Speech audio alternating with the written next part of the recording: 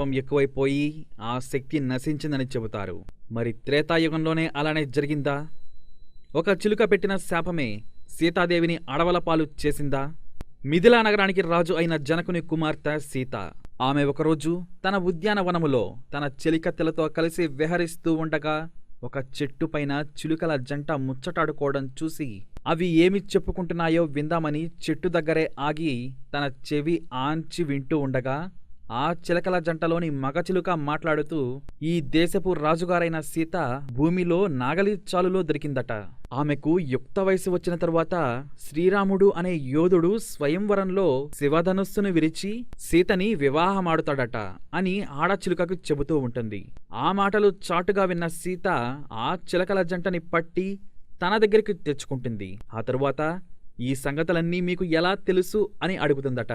వెంటనే ఆ చిలుకలు, మాది వాల్మీకి ఆశ్రమం, మేము అక్కడే ఉంటాము, అక్కడ వాల్మీకి మహర్షి రామాయణం రాస్తూ తన శిష్యులతో ఈ మాటలు అంటుండగా విన్నాం అని చెప్పాయట.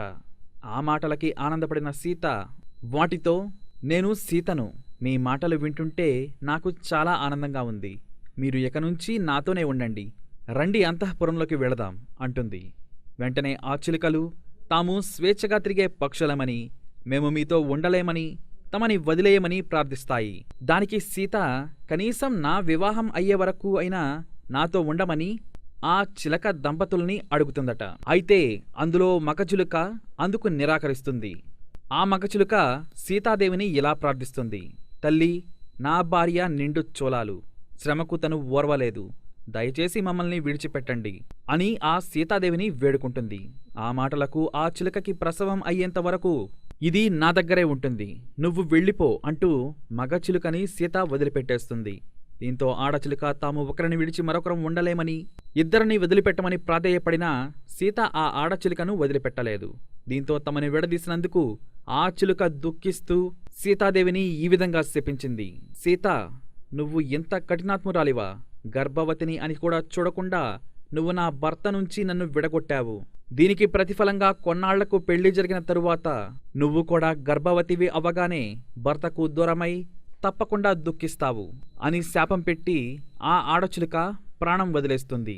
ఈ చిలక పెట్టిన శాపమే గర్భవతి అయిన సీతను తన భర్త అయిన శ్రీరాముడు అడవిలో విడిచిపెట్టడానికి గల కారణం అయ్యింది. ఇక ఆ తరువాత లవకుశులు జన్మించటం, ఆమె తన తల్లి అయిన భూదేవి ఒడిలోకి చేరిపోవడం జరిగిపోయాయని పద్మపురాణం ద్వారా మనకు తెలుస్తుంది. సీత చేసిన ఆ కర్మఫలమే తరువాత జరిగిన విధి శాపం అనేది